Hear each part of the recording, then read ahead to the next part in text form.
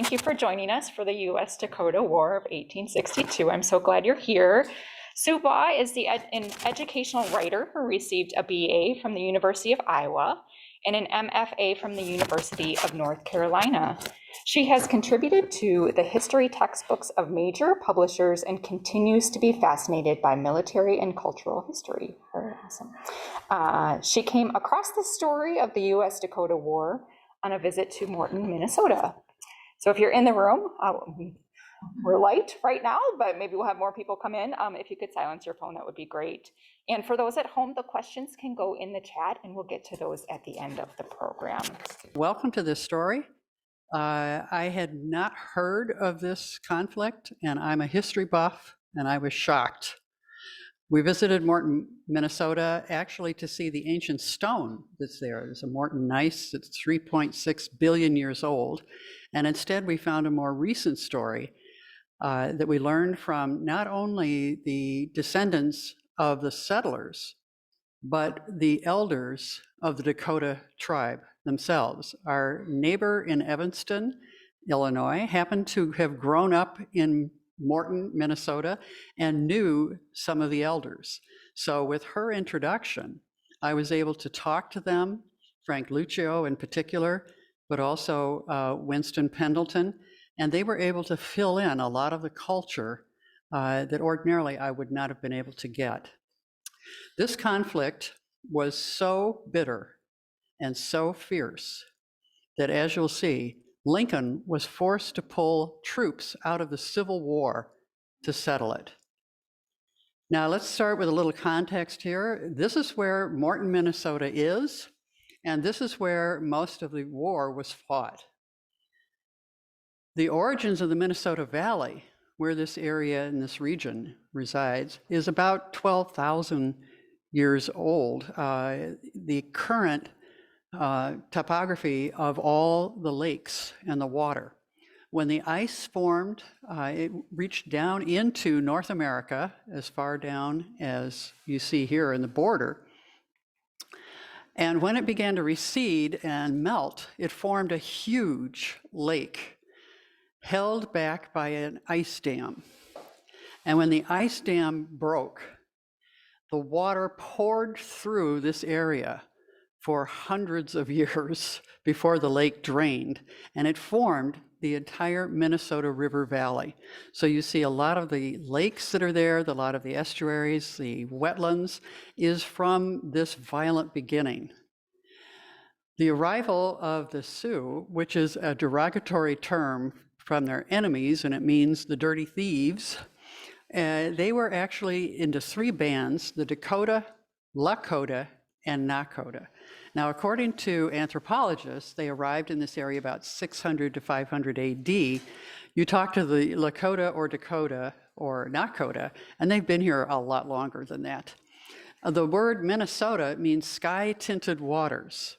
So the name of the state comes from the Sioux and the Dakota word for it. And about half the states of the United States have Native American names. This was the Sioux homeland. Now, they have also accepted the name Sioux and use it in their tribal designations, so it's no longer the negative term that it used to be. It doesn't mean that they owned this territory. This is where the culture is very different from Western culture.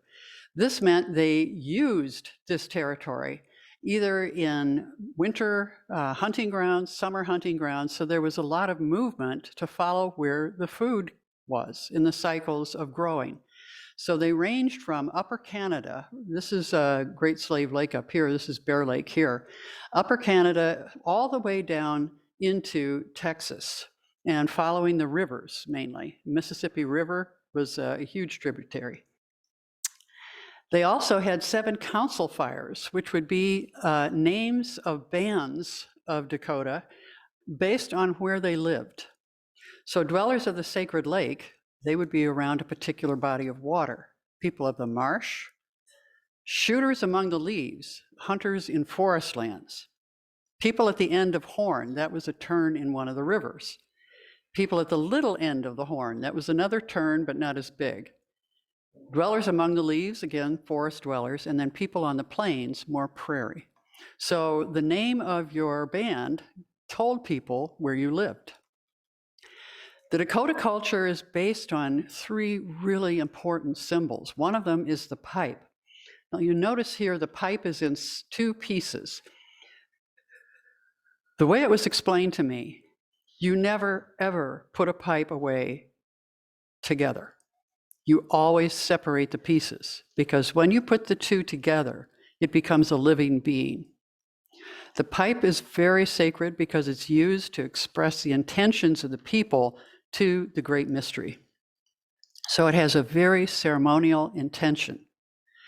The respect of the pipe is you then take it apart so that you give it a rest. So when they visited museums in Chicago, the Field Museum and the Museum of Natural History and the Art Institute, they had to instruct the curators not to display the pipes put together. If they weren't going to return them to the tribes, at least display them in the proper way. Separate the pieces. Two of the museums did, one of them didn't. I think they have now. The other really important part of the culture is the drum. It's not just the circle, but the drum. And the four directions, each one has its own color, and each one represents a different race, section of the human race. So they already knew that there was a white, black, red, yellow, and were at some point hoping these would come back together to join in harmony. When the whites came, they had forgotten that they were part of this whole, so there was conflict. The drum is also used to set out the heartbeat of Earth at a ceremony.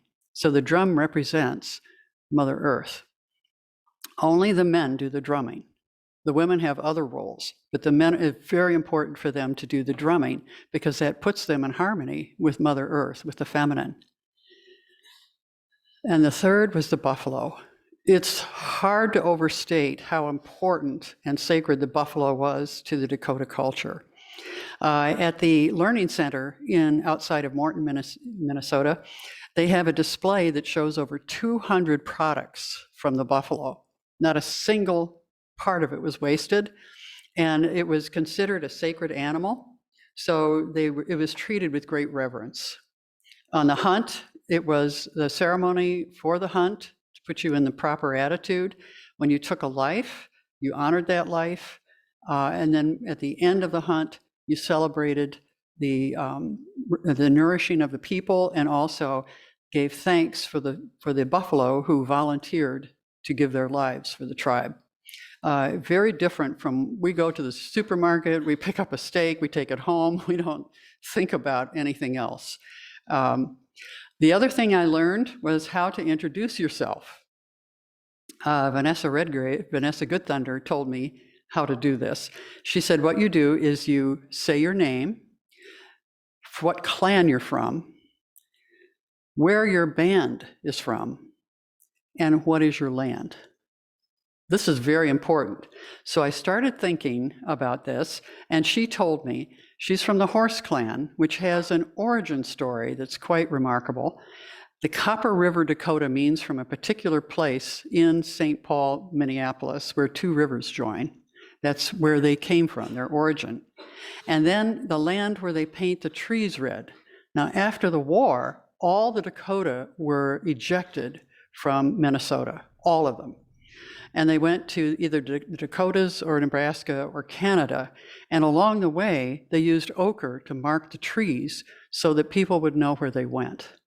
So Paint the Trees Red tells that history to anyone who knows the story, that this was a part of the band who left Minnesota and marked the trees to show people where they ended up.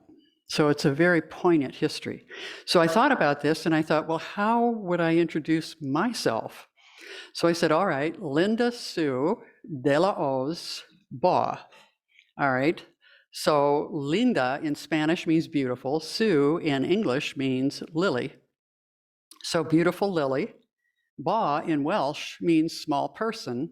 De la Hoz in Basque, which is my part of the Spanish heritage, means protector of the land.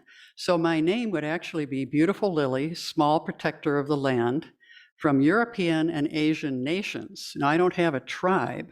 So they said, well, where are your ancestors from? And I said, Sweden, Norway, Ireland, Wales, England, Scotland, France, Germany, Spain, North and South Philippines, and Vietnam.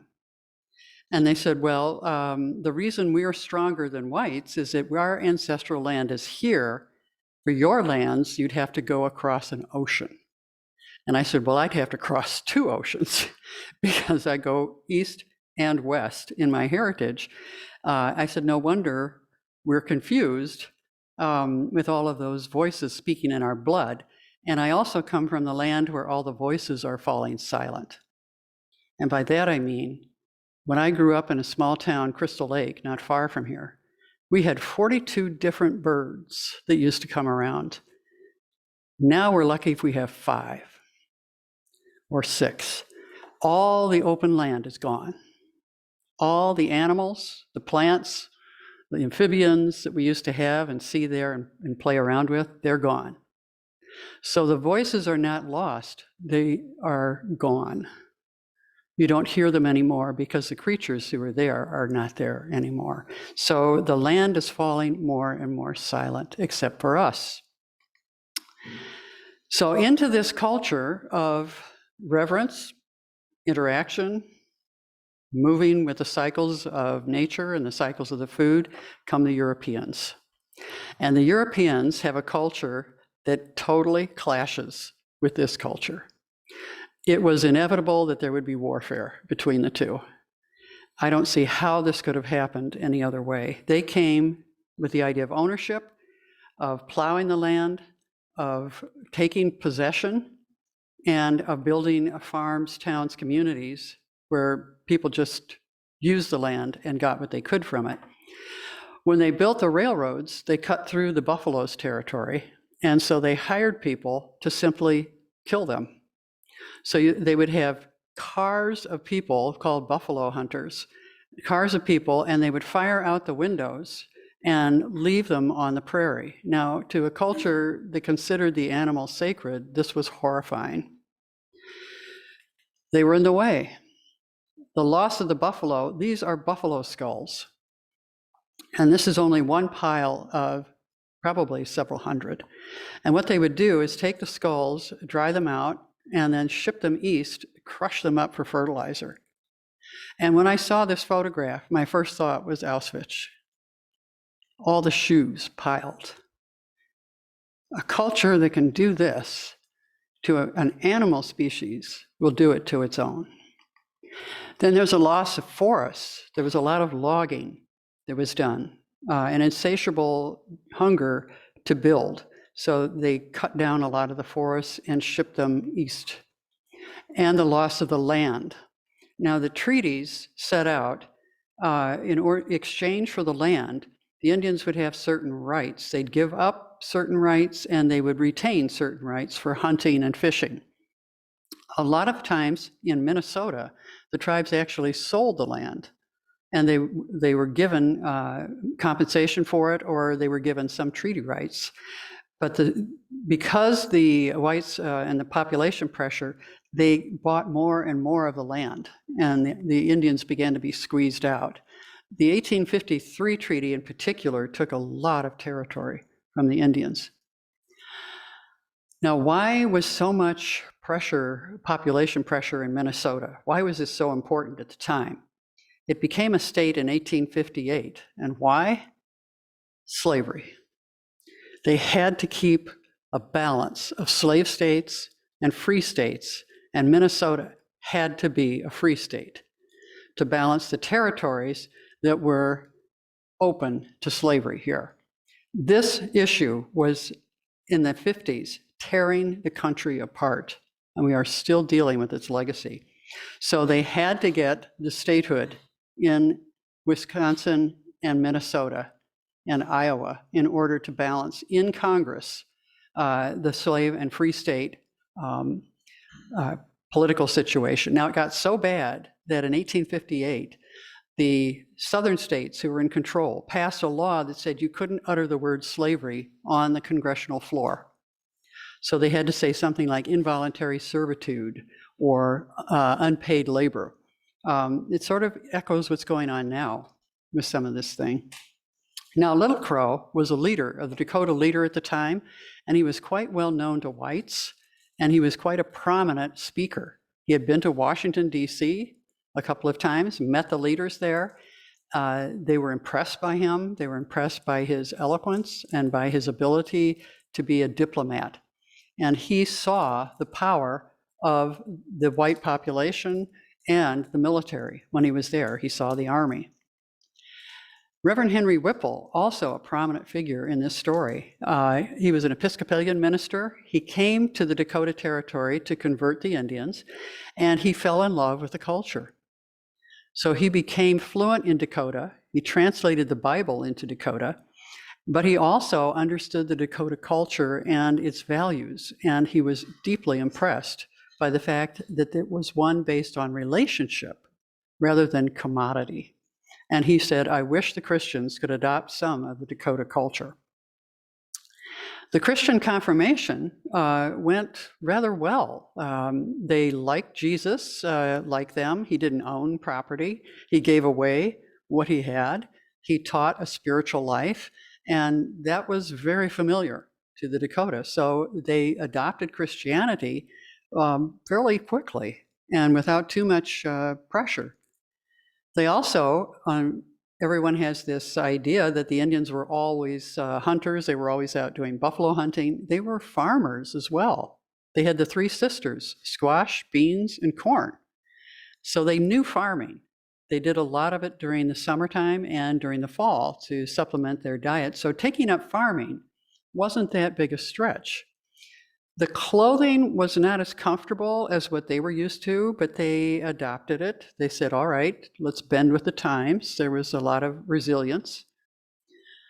The problem was that according to the treaty, the 1853 treaty, the government would give a payment, a yearly payment to the Dakota as payment for the land.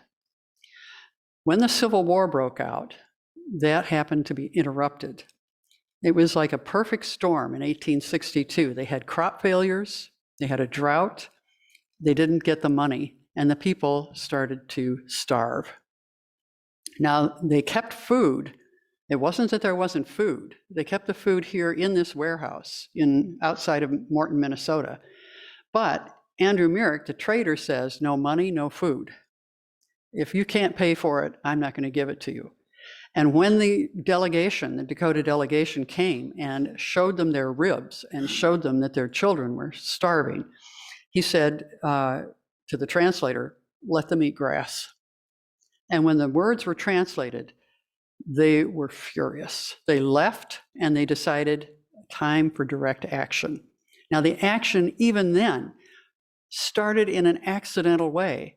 They had 3 young men from the Dakota tribe go out and try to find food. They didn't find any. They were going by this farmhouse. The farmer had some eggs and he had some other things. And they said, well, let's see if we can get some. They talked a little, one thing led to another. Let's have a shooting contest. And they ended up, the farmer was shot by the Indians. They took the eggs and they went back to the tribe. Little Crow was horrified. He knew what would happen, and it did. People started getting up in arms, and finally they asked him, all right, let's do a preemptive strike. Will you be our war chief? Now, in the Indian culture, there's no military organization the way we understand it, where you have a chain of command and you have soldiers. It's a democracy. And if the people choose the leader, and finally Little Crow said, all right, I will lead you. If I can't, I will fight with you. I will die with you. You don't understand what you're fighting. And so he became the leader. This is the area where the war took place. It started in New Ulm. It ended in Mankato, and in the upper agency here, lower agency, that's the that was a trading post. Little Crow's village was here, and Fort Ridgely was the only fort outside of Fort Shelling. Wood Lake was where the final battle occurred, but Mankato was where the final justice, so-called, was rendered. Little Crow wanted to attack Fort Ridgely because he knew if they didn't get the fort, then the army would send reinforcements and the battle would turn against the Dakota. His men wanted to go to New Ulm to get food. Like I say, it's a democracy. So they voted and they attacked New Ulm. It was completely unprovoked. It was a total surprise to the people in New Ulm. There hadn't been a war, there hadn't been conflict for over 40 years in this area, and all of a sudden, they see a whole band of braves riding out of the prairie, dressed in their full war paint and war gear. They must have looked like demons from hell, and they fought the best they could. They fought them off, and then they attacked Fort Ridgely later. Word was flashed to the Governor Ramsey, who couldn't believe this was going on, so he delayed action. In the meantime, Little Crow had persuaded them to go back and attack Fort Ridgely. Unfortunately, by that time, they had reinforcements, so they repelled them. From that point on, they began to attack individual farmhouses, small communities, and some of the cities around there. New Ulm attacked again. They had better defenses. They beat them off. And again, the Indians lost that battle. The settlers who were from Europe, who had fled Prussia and other places where they would be conscripted if they didn't leave the country, had no idea that these Indians were even there. They had no contact with them until all of a sudden, again, they saw them riding right out of the prairie and burning their houses, killing their families. And the unfortunate part was the Dakota belief is if you want to prevent the spirit of your enemy from pursuing you, you cut up the body. So they cut up the bodies. This is August in Minnesota. It's hot. And they left them on the prairie. And the people coming across them had never seen warfare like this. It had been a few hundred years since they'd seen this in Europe. And coming on their families, relatives, and neighbors cut up like this just terrified them and enraged them. Finally, Colonel Sibley was brought in on the fight. He mustered his troops. He wasn't really an Indian fighter. He didn't understand how to fight the Dakota. So Major General Pope was pulled out of the Civil War, along with a few of the Minnesota troops. They had volunteers, but they really needed experienced fighters. The Battle of Birch Cooley was one of those strange encounters where the Indians could have wiped out the force, but for some reason they didn't. In Birch Cooley, if you go there, there's a plain here, level plain, and then there's a dip where it goes toward the river, and the Indians were hiding in the dip. Now, the troops had been sent out as burial detail. Their job was to find people on the prairie and bury them. They didn't know there were any Indians around there. Had they gone another half mile, they would have seen them, but they didn't. So they were trapped on this open ground here for 3 days, and yet the Dakota didn't charge them and didn't wipe them out, which they could have easily. So it's almost like they had gotten to the point where they saw the battle wasn't going their way, the war wasn't going their way. Why have more loss of life? So they kept charging and withdrawing, until finally one of the riders was sent out, reached Fort Ridgely and got artillery. They brought artillery in, and the Indians retreated.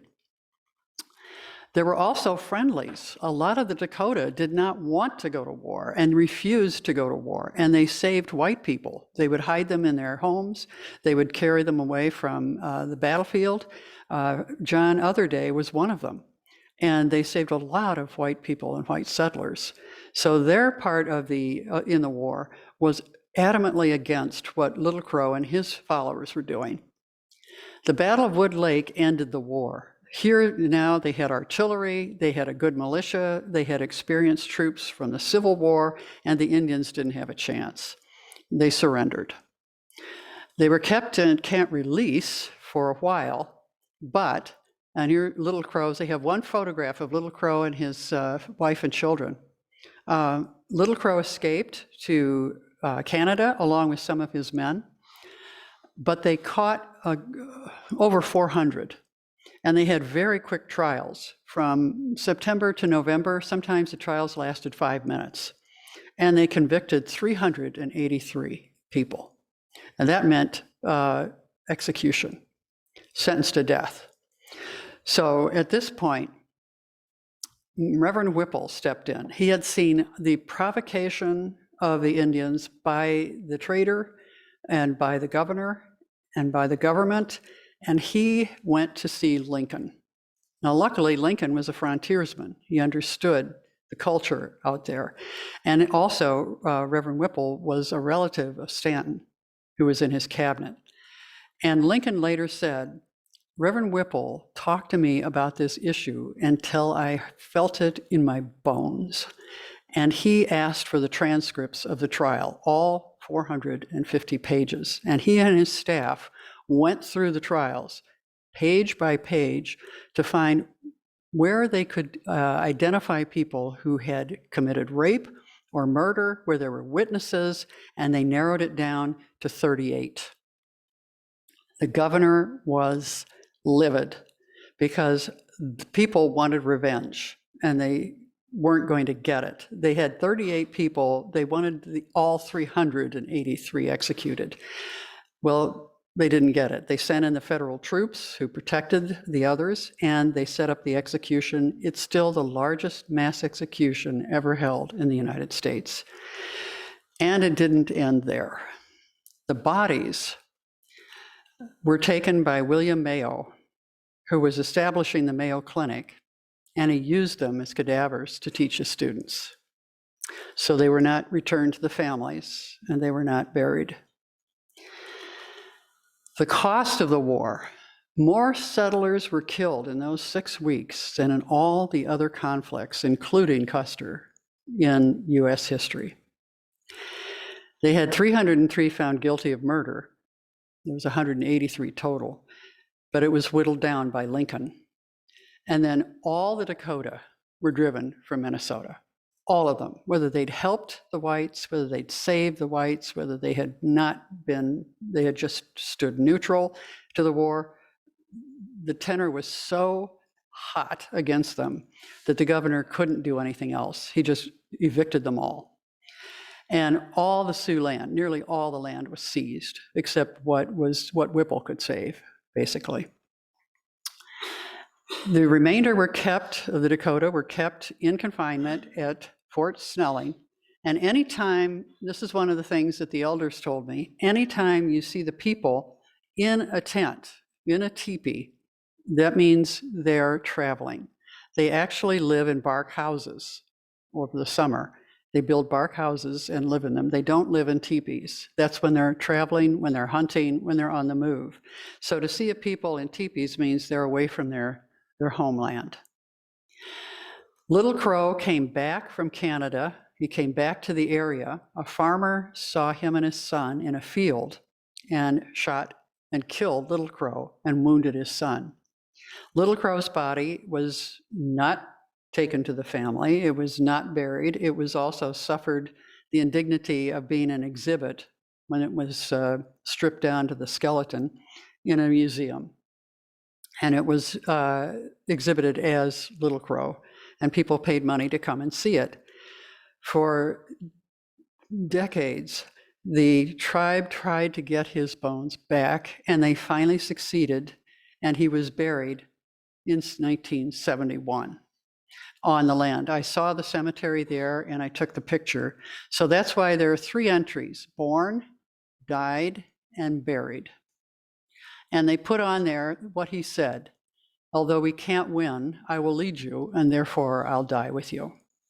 What he said. And when they had the funeral, Frank Lucio told me, at the very end, when they had the final ceremony, a whole flock of crows rose up from the river, circled the entire group 3 times, and then headed straight west. And it was nature responding and saying, we're taking him home. And he said it was just amazing to watch. The people came back. Good Thunder, Vanessa's family, was one of the first to return. And they simply came back to the Dakota lands that were left and started farming. People have resented it, but they didn't interfere with them.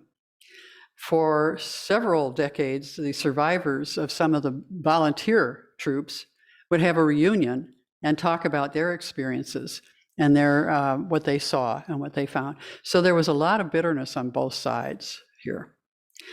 The repercussions of the war were still going on when we visited there in 2012. The population plummeted. A lot of the children were taken to the mission schools, and we've heard recently how bad that was. The culture almost died. Now, the mistake that the white culture made was thinking that the culture was carried by the men. It was carried by the women. And as long as the women were alive, the culture survived.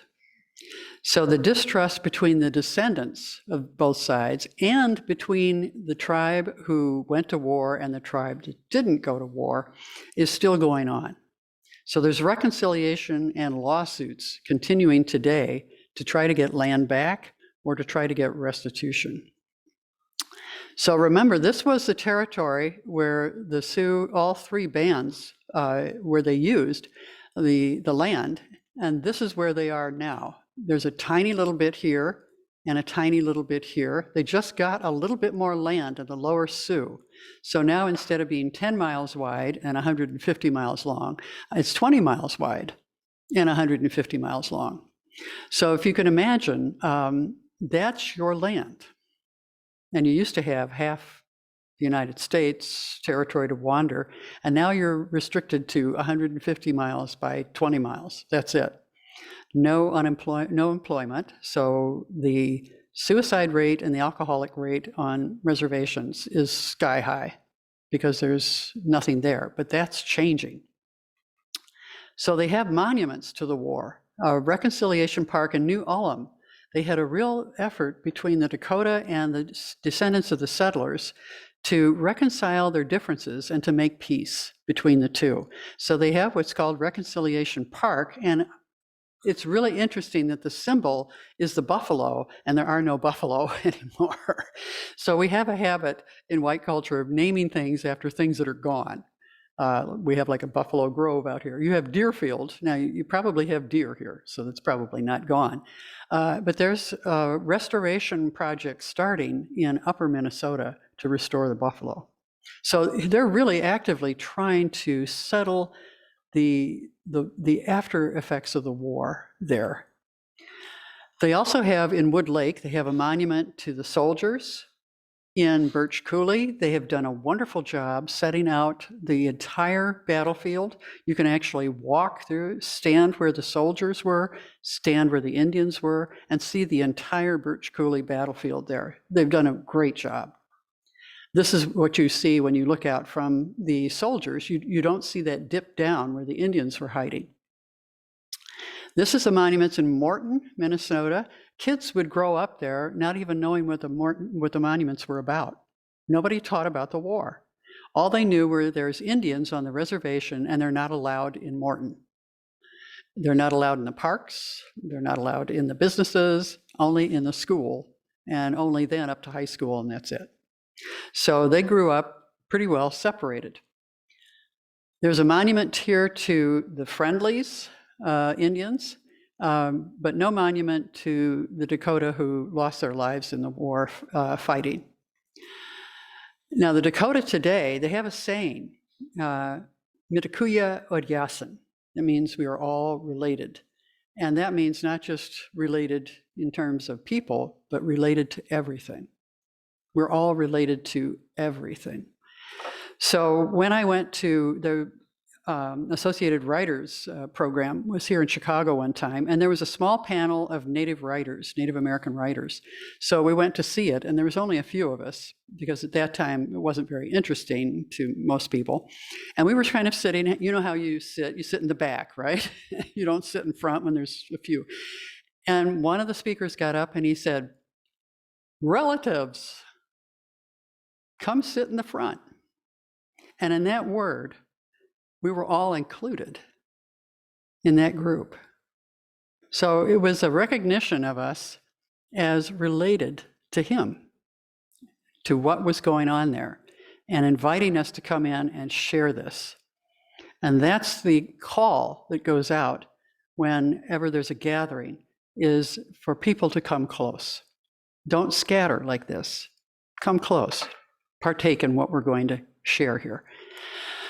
They do an annual ride to Mankato every year in December to honor those who were killed and executed, the 38 executed. The boys, the girls, older men, older women, all make that ride.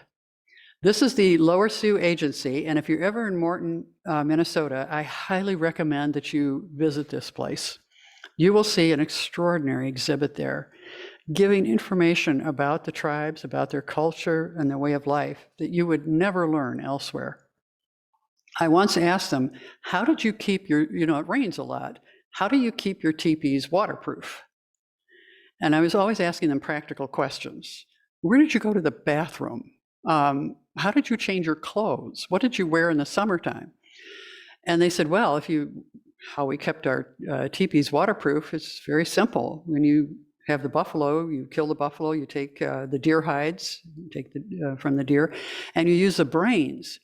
The brains are full of fat, and you tan the hides using the brains, and you waterproof them. I thought, it's brilliant. And then they said, did you know that there are 6 to 8 poles in a teepee, and every pole has a quality, a name: strength, solidarity, generosity. All of these poles have names, so that when you gather and you put that teepee up, you're creating the environment in which to teach the children your values. And the women can put up and take down a teepee in like 20 minutes. It's just amazing. And the Interpretive Center, now this is actually Reverend Whipple's church, the Episcopal Church. It's still there. This is Frank Lucio, one of the elders, and this was our neighbor, Evie Orange. And unfortunately, the thing you have to do when you talk to the elders is you have to get there and talk to them as quickly as you can. You don't waste opportunities, because they're dying at a quick rate. And Frank passed away last year. So I was lucky to talk to him 4 or 5 times and get a lot of the old teaching and the old knowledge. Winston Pendleton died about 6 months ago. So the elders, when you have a chance or an opportunity to talk with them, don't ever pass it up, because those raised in the old ways have an encyclopedia of knowledge to share. Okay. This is the interior of the church, very much as it was when Reverend Whipple was there. And this is a statue to Reverend Whipple. He is deeply revered by the Dakota as a true friend, and as someone who risked his life and risked his career on their behalf, and actually saved 240 people from the wrath of the whites and the justice system. There's such a sense of kinship with this man. Then there was a historical museum we went to. They have artifacts from the Dakotas, from the settlers. And we actually saw a pump organ where you work it with your feet, kind of like you work an old-time sewing machine. And it still works. We tried it out, and you can still play it. The Dakota culture is really coming back. They have a Wikoshkan, which is a learning center. They're teaching the language. They teach the girls the language through the horse, and they teach the boys the language through the drum. So they'll learn to say all the different parts of the horse in Dakota, and in the drum, they'll say all the different kinds of drumming in Dakota. So that's the way the language is taught. They had to get first speakers from Canada because there were only 4 people left who spoke Dakota in Minnesota. So they got first speakers to come down from Canada and help teach the children. This is a quilting industry they have, and they make quilts and sell them at different like farmers markets or craft shows, and they're beautifully done. The quilts are absolutely gorgeous.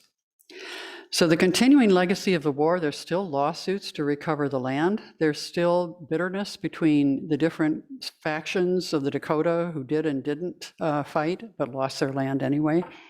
Reconciliation efforts still work. There's still settlers who have to let go of what happened to their relatives, and restoration of the Dakota culture. Now, Standing Rock changed everything in this culture and in this region. There used to be in the Rosebud Reservation, which is a Lakota band, there was a population there of 10 people, and the sole reason that place existed was to sell liquor to the Indians. They tried to shut it down several times, and they couldn't. And then they got corrupted the Indian Council, and they were going to allow liquor sales on the reservation. Then Standing Rock happened. And there was such an upsurge of support from around the world. And this became such a spotlight on the state that they actually shut down the town of White Clay. And it's gone. It is cleared out. They banned the sales of liquor on the reservation. So the more tribes are teaching the young people their language and their customs, and now even more tribes are reaching out to whites to teach them about how to live here without destroying the land. Their knowledge is, as I say, profound. We really need to listen because they have a way of knowing the land and how to work with it, and a reverence for it, and a reverence for life. At Standing Rock, when the bulldozers were coming in trying to clear people away, one bulldozer broke down, and there they were out in the prairie, and it was like 95 degrees. And one of the elders said, "Go give them water." And the young people said, "But these are our enemies. You know, these white people driving these bulldozers, these are our enemies." They said, "They're human beings, they're hot, they're thirsty, give them water. This is who we are." They went out and put the water down and backed away. And they said, "This you must never forget. We are all related. Never." I said, "All right." And more we're seeing return of the land, the stewardship of the tribes. Blue Lake in New Mexico was given back several years ago. Now we just had California redwood forest that was officially returned to the tribe. They were so happy because now they could take care of it. They could stop having tourists come in and destroy a lot of the underbrush and the ecosystems. They could now care for these trees. Some of them were 1,500 years old, in a way that they could do ceremony now with these trees. Just to show you that one of the strong values is generosity in Native culture. So in 1867, the Choctaw Nation, which had just been booted out of North Carolina and Georgia and sent to Oklahoma, and they had nothing, they sent $170 to the Irish peasants because they heard about the famine in Ireland and the suffering of the people. And so they sent money over there in County Cork. They never forgot that in County Cork. So when COVID hit, and it hit the reservations hard, there's almost no resistance among Native Americans, and they lost some incredibly valuable people who were repositories of the culture, who didn't have all that time to pass on their knowledge and their stories. When the people in County Cork heard about this, they raised $3 million and sent them to the Navajo and the Hopi reservations, where they were being hit the hardest with COVID-19. And they have a monument in Ireland, and this is the monument called Kindred Spirits. And if you go to Bailick Park in Middleton, Ireland, you'll see it. It's beautiful. And this is the generosity of the people. The reason the settlers who first came to our shores survived was the generosity of the Indians. This is a key value, and it really underscores we are all related. They really deeply believe this. And that's the story. Yeah. How is this group of Sioux related to the ones that attacked Custer 10 years or so later? That was Lakota. Yeah. And Dakota means the allies. Lakota has another, just like the people. So they're related in terms of they're the same tribe, the same like ethnic group, we would call them. But they had a different location where they lived, and they also had a different set of leaders. So the Lakota had Sitting Bull and Crazy Horse and Red Jacket and a lot of others. The Dakota were more farming and not as much into the war as the others were. So they're related by blood and by DNA, but they didn't, I think maybe a few participated, but by and large they didn't fight against Custer. What would you say is the population of the Dakotas right now? I'm not real sure. I'm not sure what the latest census would be. It's not high, again, because the two leading causes of death are alcohol and suicide, particularly among young people. The suicide rate is way higher than the national average. And if any of us as a group of people were put in those conditions, that would be true of us too. They've seen this in groups where, say in the Rust Belt, it's called deaths of despair. They don't call it suicide, which is what it is. You saw a rash of this in the first financial meltdown, where people lost their family farms, and the men committed suicide. So it's that the miracle is they're here at all. The efforts to stamp them out, for instance, we made practicing their religion, their ceremonies, etc., illegal until 1978. And then we got the Indigenous Religious Act, Freedom Act, passed. But until 1978, they had to hide all their ceremonies. If they were caught, they went to jail. Or in some cases, if they were a shaman, they were sent to a mental institution because they heard voices. And they talked to animals and plants and things. So there was a concerted effort to stamp out the culture. And the mission schools were part of that.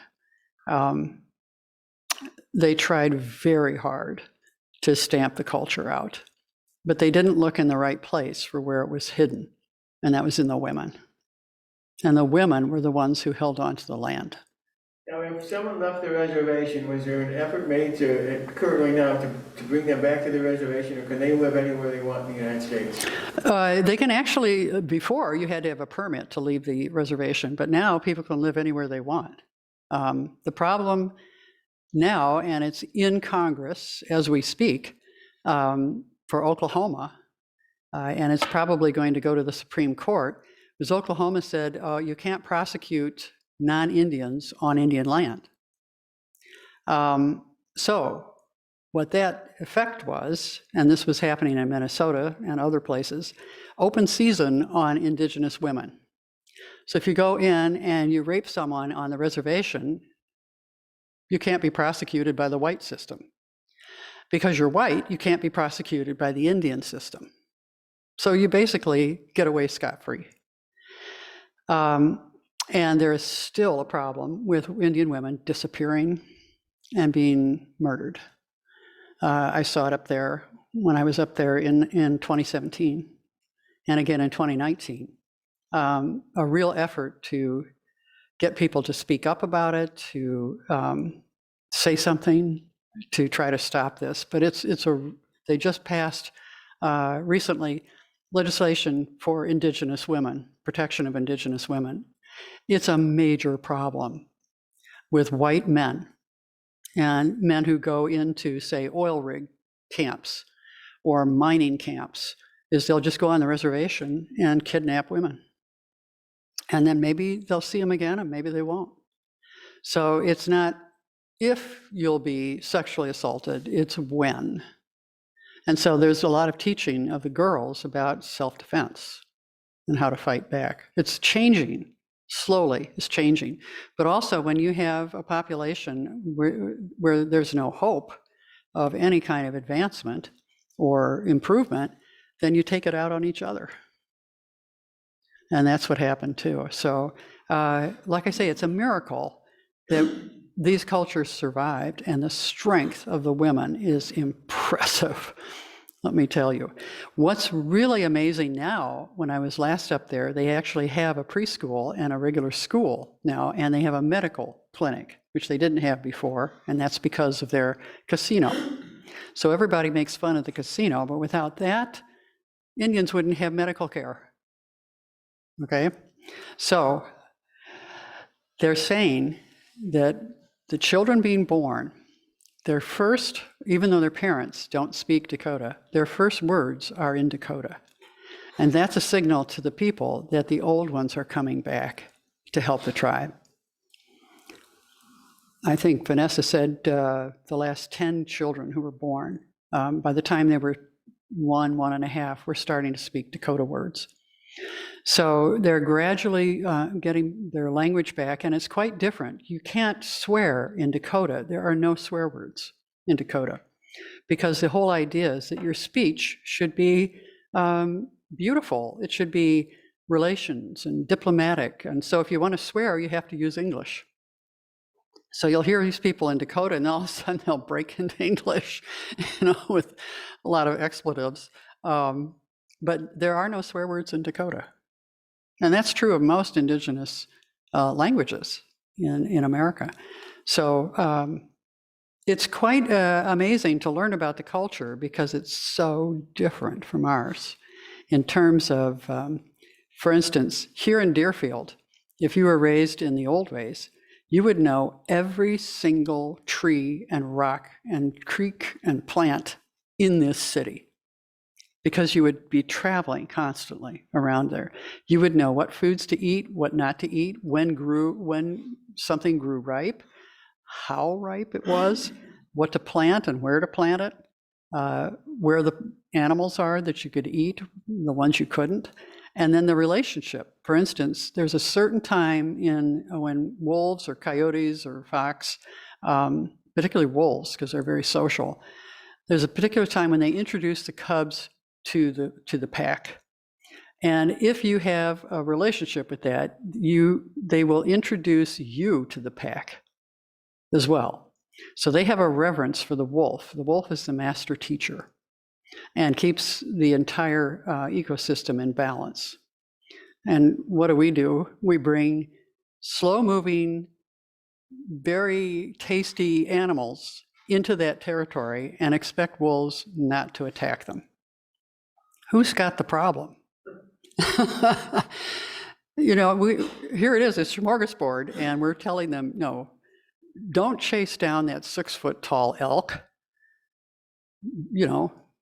Here, you've got a herd of sheep that will sit there and not stampede while you go through them. Which one would you attack? So it's simply a matter of understanding how nature works and then working with it. If you did a traditional way of building a house, first you would spend about a year watching the way the wind and the water acted on that land.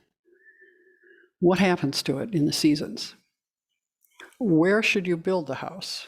What direction should you face it? We don't do any of that. I live in Skokie. It's a floodplain. There shouldn't be any basements. We have a sump pump to pump out the water all the time. Why would they build basements in a floodplain? Because in the Midwest, you have basements. That's why. It's cold weather. You want to, all right. So a lot of things, when I talked to a couple of the elders in Australia, they said, we look at you like children, because like children, you don't know how to be on the land without destroying it. And so we tell you the children's stories, hoping you'll understand. I said, well, you have to be a little more blunt than that. We don't get it.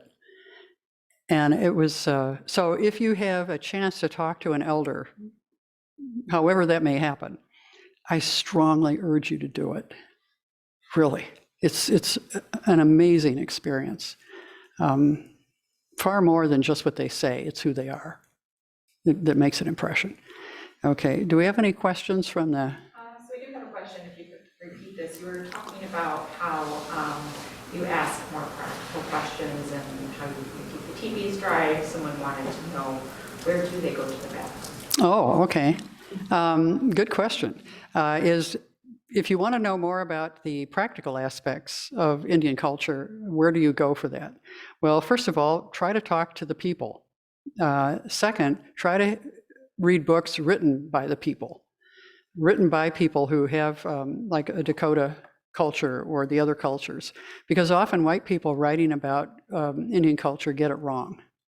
They misunderstand it, or they have a bias that they don't know they have, and so they'll even describe things in a way that's not quite accurate.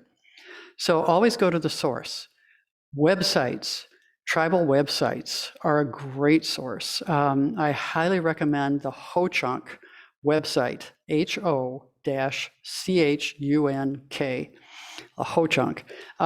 They were mislabeled Winnebago for years until they corrected that. They have a story of how they saved and maintained their land and got it back again. The love that comes through of their land is remarkable, and what they did is remarkable. So the Ho-Chunk, which is a major tribe, they're also doing prairie restoration and they're doing buffalo restoration. They're in upper Wisconsin. They have a casino in Baraboo, and that's usually how people know it's a Ho-Chunk casino. Yeah, that's how they get their money. Okay, yeah, go to the casino, spend a little money, give them some. But really, look at their website, and if you can, visit the reservation. Because they, again, you'll see in action how to take care of the land and people who know how to do that. I tried to get the Crane, International Crane Foundation was there, and they were doing prairie restoration. And I said, talk to the Ho-Chunk. No. What do they know? No, they've only been here 13,000 years. Yeah, what do they know? Okay, so go to the source whenever you can, or books written by the people, or books written by people who have lived with the people. There's a book called, I can't remember the title. It's something like, Neither Wolf Nor Dog. And that was actually dictated by an elder. Black Elk, Wallace is a good one. Fool's Crow, another good one. But really be careful when you read books written by whites, especially academic whites. Take it with a grain of salt, and then go check it with the people themselves. That's the best way to find out. And then, well, there's a lot of other stuff I could say, but that's good enough for now. So anything else, or are we done? Another question, if you could repeat this one as well. This is from Karen. She wanted to say, very interesting talk. You're very knowledgeable. Is there a way to help the missing women that you spoke about? Is there a way to help the missing women?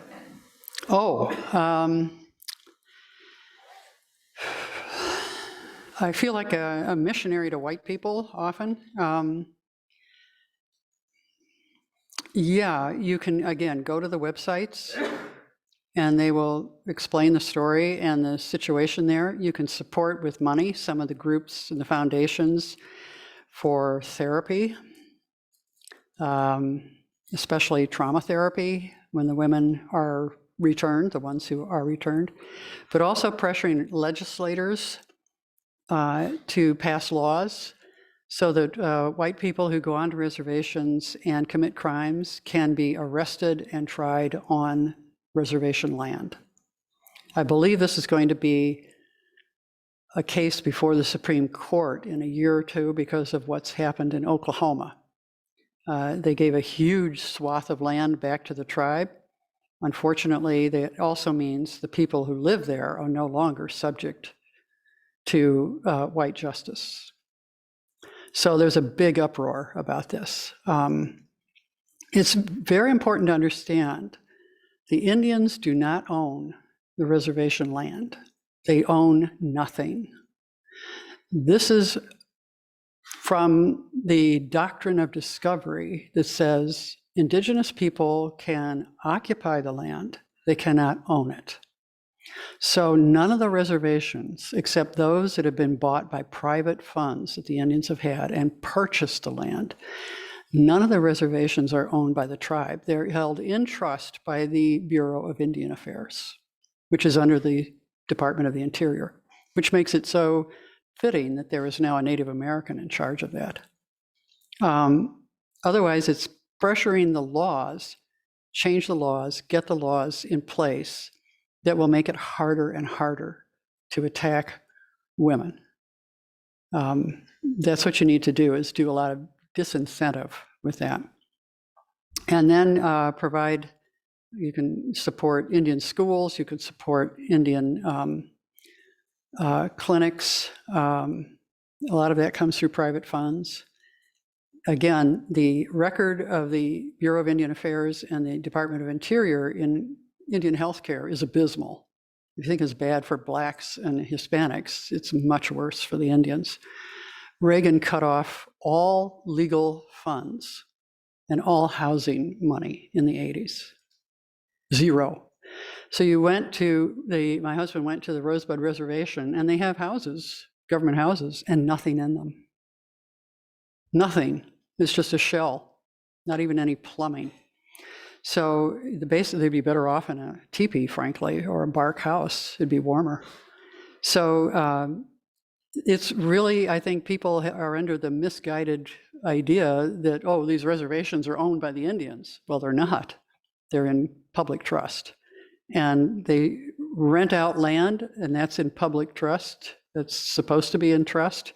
And $1 billion disappeared that was owed to them. Now, Obama, under the table, in the 8 years he was there, settled about 120 lawsuits from tribes to suing the federal government. And he paid out $4 billion to the tribes in settlement. Now, he had to do this under the table, or the Republicans would have been all over it and probably stopped it. And maybe some of the Democrats too, I don't know. But he managed to do it, and the tribes honored him every year. But you never heard about it. So you only found this out if you talked to the tribes. And he did this. Now, he's the only president who has done this. That was one of the promises he made when he campaigned on the reservation down in New Mexico and in Minnesota. So there is a lot of history here, and they still want to talk to us. This is amazing to me. They weren't even made citizens until 1924, and they still, after all we've done, want to talk to us because the earth is in such dire need. And they have such deep feeling for protecting the land and caring for the land and for others. Caring for others is a huge value. So that we are all related is no joke. It's not a saying. It's a way of life that preserves life. So that's it. If you could just say thank you to those of And joining. thank you for those of you who joined online. You got a front row seat to all the pictures. And I hope you enjoyed the presentation.